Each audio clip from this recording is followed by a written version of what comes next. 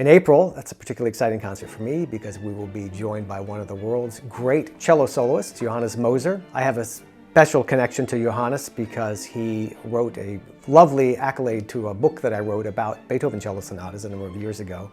And we had crossed paths a number of times, but this is the very first time I will actually have the chance to play in close proximity to him. We will join one another and four of our other string colleagues, including Vadim Gluzman, in the Souvenir de Florence, which is a sextet for strings, so 2 violins, 2 violas, 2 cellos, by Tchaikovsky.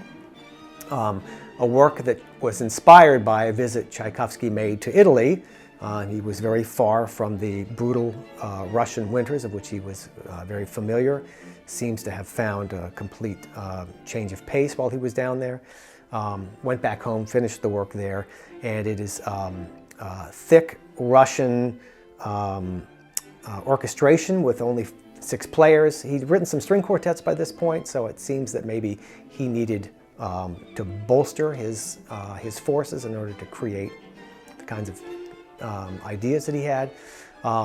Fantastic piece of music that will be thrilling to have 2 fantastic soloists involved in the music making, both Vadim and Johannes.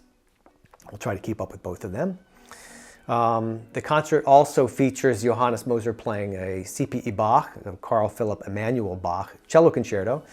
CPE was one of J.S. Bach, Johann Sebastian Bach's sons. He had several that were professional musicians in their own right.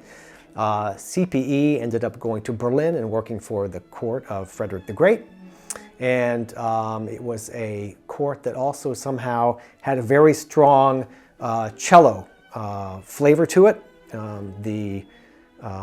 The king, Frederick the Great's nephew, who would become the next king, was a cellist of no small achievement.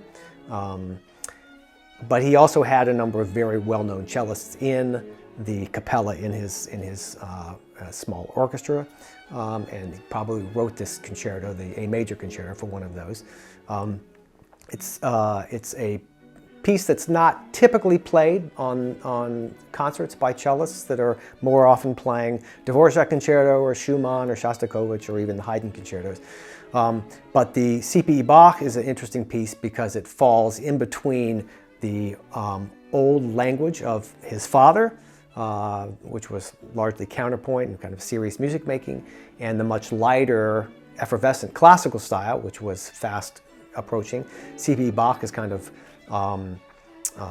navigating his way into this new music making, was very conscious that he was leaving his dad's style of music making behind. And this is a fantastic piece of high drama, lots of fantastic moods. Things change on a dime in this sensitive style, as it was known in Berlin, and I'm looking forward to hearing Johannes tackle this piece. The concert will also feature a piece we've never played in this orchestra, a work for strings by Nino Rota.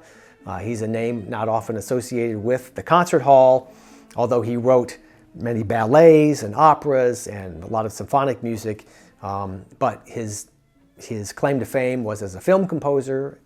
Everybody will know Nino Rota's tunes from The Godfather, for instance. The work that he wrote for strings that we're going to play is a 4-movement work. Doesn't adhere to any particular form that were associated with the classical style or anything like that.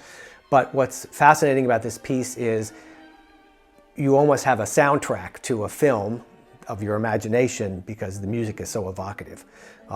So it's very engaging. People listening to it for the first time will be able to kind of get into Nino Rota's mind because the music just seems to create such a scene, even though it's not intended to imply anything. Just his style was just so cinematographic that it's extremely interesting from that capacity.